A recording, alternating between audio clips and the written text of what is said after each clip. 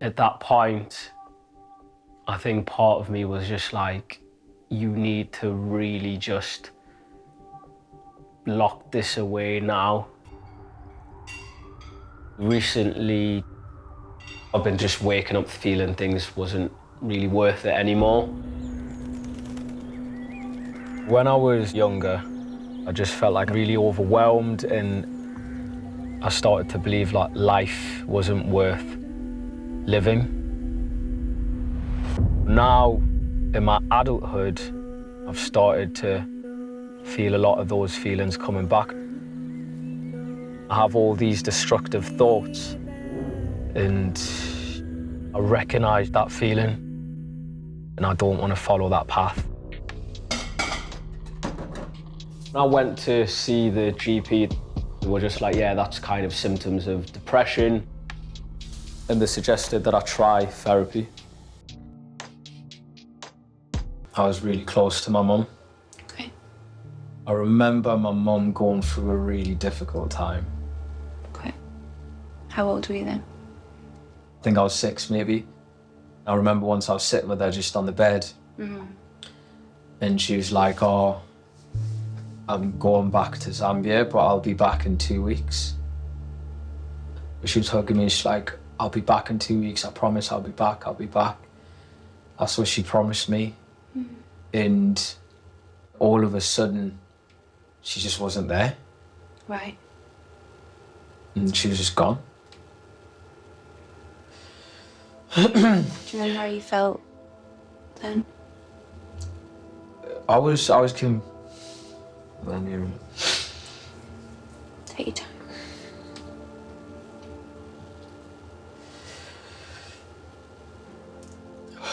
I was confused. I was just confused. Like, why?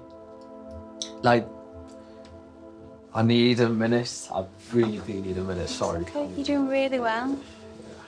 Need a minute. You've gone straight in there. Yeah.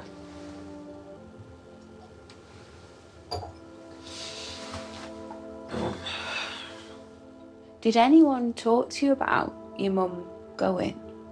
There was no conversation with my father like, hey, mummy's gone. It was just like as if this is how it's always been.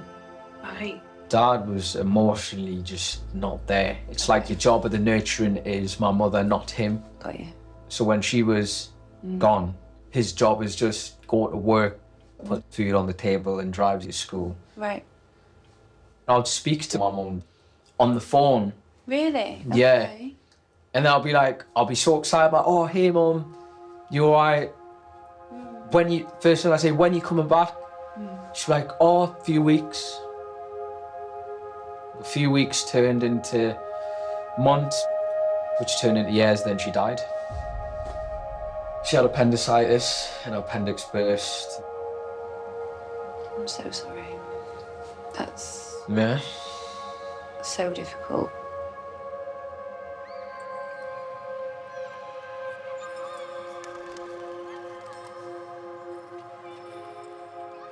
I was in school and the teacher came up to me and said, you need to go home. Your dad needs to share some news with you.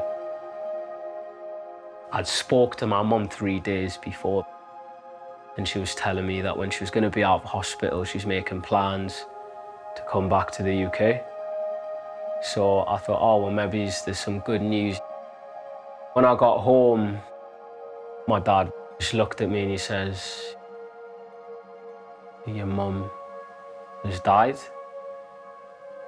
And I remember just like uncontrollably crying and just asking why, you know, like why.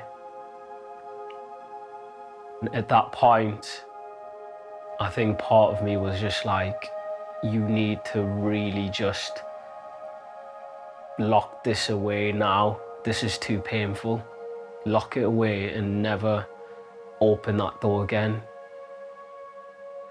It's so weird because it's been so many years, but it just feels the same. Like it doesn't go away. It doesn't really go away. That's what I was told, you know. They think I do juju. in my soul got sold, you know.